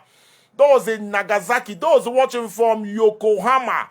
Those in Tokyo. Thank you for watching. Those in Germany, Osnabrück. Those watching from Kaiserslautern, Cologne, Frankfurt, München, Mönchengladbach. Those watching far away, Karlsruhe. Where are you watching from? Those in Vienna, Austria. Those in Salzburg, Austria. Those watching from Linz in Austria. Those watching from Catalonia in Spain, Madrid. Those in Andalusia. Those in Valencia. Where are you watching from today? Those in Dakar, Senegal. Those watching from Guinea-Bissau, Guinea-Conakry, Papua New Guinea. Where are you watching from? Are you in Equatorial Guinea, New Guinea, Malabo? I want to know where you're watching from today. Those in Polokwane, Marisburg. Those in Pretoria, Cape Town, Johannesburg. Where are you today, incredible people? Those in Cordoba, Buenos Aires, Argentina. Those in Denmark, Odense, Aalborg, Midtjylland, Copenhagen. Those in Sweden, Nokoping, Malmo, Uppsala. Those watching from Stockholm. Those in London. Those in Düsseldorf, Germany. Those of us watching from Manchester, from Leicester, from London, England. Or where are you watching from? I am Okula. I'm broadcasting from Enugu. I want to appreciate our people in Canada, Ontario, Ottawa, Montreal, Saskatchewan. Those in Quebec. Those in Vancouver. Where are you watching from? I'd love to see your comments at the comment section, please. It's interesting you do that. I'm going to come back tonight. I will certainly come back tonight. And I would love to talk to our people when I come back tonight. Ibanyam Fuel, I'm going to be thankful. I pinned down my account number there at the comment section. You can buy me fuel. You can support me to get data. Too much. And a lot of you are amazing. A lot of you. I wish I'm going to mention names today. A lot of you are amazing. A lot of you are incredible. A lot of you have done some things for me that I never, ever, ever imagined that is possible. You know, that is why I'm never going to change my color. I'm going to remain who I am. Come on, ma, I'm going to do more. I can assure you, I cross my heart. I'm never going to change. I am never going to succumb to whatever nonsense they do. All these idiotic politicians in Nigeria, you know, they never say. And I'm sure one day we are going to get it right. You just need to be doing the right thing. Do the right thing. Do the right thing. When millions of us are willingly going to do the right thing, we can move mountains. We can jump from Pluto to Mercury, from Mercury to Neptune, Neptune to Uranus, Uranus to Mars, from Mars to Jupiter. We can't go to all the planets of Earth. We can't fly to all the continents of Earth. We can't do all things that science say that they are not possible to do. Determination is everything. When you are determined, you do everything. That's why they say it's difficult to defeat volunteer soldiers, volunteer army. You know, army that are not being paid, army that volunteer to go and die in battlefield for whatever they believe in. Amoko, Emmanuel Onyeka, those in Ulsan, South Korea, those in Anyang, South Korea, those in Suwon, South Korea, those in Seoul, South Korea, those in China, those in Liaoning, those in Chengdu, those in Guangzhou, those in Shenzhen, those in Wuhan, the capital of COVID-19. Those of us in California, those in Palo Alto, those in Sacramento, those in San Francisco, those in San Bernardino, those in LA, Los Angeles, I thank you. Those in Texas, those in Houston, those in Dallas, those in San Antonio, Texas, those in capital of Texas, wherever you're watching from. Thank you very, very much. Thank you very, very much. With the coming of Biafra, the situation is going to be better. Yeah, of course. And we love you so much. Onyoma C. White, a very good man. Thank you very much. Chineke na-eme mma aka na-ebu agha. Ọgbara nkịta okwu ju n'ọnụ ya. Onye sanyo na anyị ga-ayọta. Onye na-adịghị agbanwe agbanwe. Onye na-eme mma. Onye ike niile dị n'ọba aka ya. Onye na-ebibi mba. Onye na-agọzi mba. Onye si na ọ ga-anụrụ anyị ọgụ nzuzo. Onye si ya bụrụ ihe arụ ịrapụ ndị na-ebibi anyị. Ndị na-eme ka ifesiela anyị ike. Onye si na ọ ga-anụrụ ụmụ Igbo ọgụ. Ụmụ ya ọgụ ụtụtụ ehihie n'abalị. Aka na-ebu agha ọgbara nkịta okwu juru ọnụ ya. Onye mere mmiri ọhọ mmanya oke wara osimiri uhie. Lekwa ụmụ gị kafa na-ebe akwa ma ndị nkalago ma ndị anamsị na ụlọọgwụ adịrọ befa. A sị na mmiri adịrọ na nwaanyị dị ime na nwere ụlọọgwụ a na-akpọ ihe eje ndị nwere complications na-anwụ. Nwa nwaanyị n'afọ maka gọvanọ Willie Obianọ, maka Ifeanyị Ugwuanyị, maka Hope Uzodimma, maka Dave Umahi, maka Okezie Ikpeazụ, maka Uche Ekwu n'ife, Ifeanyị Ụba, all of them, Andy Ụba, all the senators, Ike Ekwere Mmadụ. All of them are reasons why our mothers are dying without hope. They are the reason why we are dying avoidable deaths on a daily basis. Chineke biko ndị na-anụsa anyị ọgụ nụsa fọgụ because our people are not ready to fight. I want the first thing to na inye niile atinye gị n'aka. Achọrọ m ka ije jụọ why. But a lot of us achọrọ ịjụ why. Chukwu na ndị a na-achị anyị taa afọ afụfụ mee ife arụ daadị ekwe na ka in fact ife ọma abata na befa. Ndị a na-achị anyị n'ala Igbo Chukwu wepụfụ ụlọ abanye n'anya taa afọ afụfụ. Ọkụ abisi bụ starting point n'ebe fa ya eje. Achọrọ m ka fa nwa wee taba afụfụ. Achọrọ m ka ihe arụ bido na-eme ha n'ụwa. Anọ m ọkụ adịrọ ọkwa hit kpọte m n'ụla. Ọkụ dị nnaba ụla hit kpọte m n'ụla. Mmepe window. Nchi ime broadcast mgbalụjebe filling session ije gbata fuel. Ọ bụ na oge mgbalụ na-eji gba fuel na keke jam ụmụnda a na-anọkwa nọ n'orthopedic. Onye ka o si n'aka ọkwa ndị na-achị anyị. N'elu obodo anyị bụ anyị Igbo ịgọzi nye anyị ife ebe igwe si ka ife anyị ji ata afụfụ. Na inyere anyị ọyị nye anyị koko nye anyị tii nye anyị ihe niile mmadụ niidiri iji bie ọfụma. Mana certain imbeciles bụ ndị ọchịchị nara anyị oke anyị. Chineke nwere ike na-ebe akwa sị gbaghara ebe atọ babụ eze gbaghara ebe atọ babụ. Ọ sị nna na ife inyere anyị na-agbawaga anyị aka nara anyị ya gị gbagharị banyere anyị aka gị nụbara anyị ọgụ. Ọ sị Chineke ị ga-ekwe ka ụmụ gị tọọ na-agbụ enweghị ego. Ị ga-ekwe ka ụmụ gị tọọ na-agbụ nyanya maka ezigbo ụlọ ọgwụ adịrọ. I was critical at some point. I was taken to Park Lane in Enugu. If I had spent more 5 minutes in Park Lane, I would die. Nobody wants to attend to me. Doctor actually topomono. Nurse actually topomono. I'm talking about Park Lane. Go and tell them that Okulora said. My friends were quick to understand the language and they took me away immediately. Many people got wounded that day because doctor doesn't want to talk. Nobody, everybody's careless, everybody's stupid, everybody's useless. And God is setting the structure of Nigeria and Imam to all these things. I do not know where we go from here. Malachuku na ememma. Onye na-ebibi mba, onye bụ onye mma aha nsogbu adị na ndị akwa ịfụ ha niile ndị na-ebu Toyota Prado, buru ma DSS, buru ma onye ọbụla. Anyị na-ekwubi ihe arụ mee ndị ọchịchị anyị because ndị enwere mgbanwe. Gọvanọ chi 8 years, ọkụ adịrọ, ụzọ adịrọ, mmiri adịrọ, school adịrọ. Ọ na-akwado ije Senate. And to go to Senate, all the willing is spend the 20 billion naira. 20 billion a ga-ejuru ụlọ ọgwụ na Anamụ, nye ndị Anamụ mmiri. Mmadụ kpọrọ na Nkalago si na ha na-efi na-aṅụ ofu mmiri na Nkalago. Onwe ndị kpọfọ ma na nri si na ichi ime kọlụ na anị nri befa. Ị ga-agba ọkara 200 naira. And all that. Chineke God. Onye na-eme mmadụ kwe aka anyị dị n'elu, mere anyị amara. Gọzie anyị. Ụmụ Igbo na-ene program a n'obodo Igbo ka ịgozie ifa ka ụfọdụ bata bịa gbapụ olu ndị befa mmiri. Ụmụ Igbo na-alụ ndị befa ụzọ. Onwe ndị na-abata fụ ndị na-alahụ n'ilo jelu ọrụ ha ọ bụ 2 rooms or 1 room family. Gọzie ụmụ gị olileanya anyị dị n'aka ndị ahụ. Ọ bụ ma ndị a na-achị anyị ndị a na n'iyi until you avenge. Gị nwa bụ Chukwu.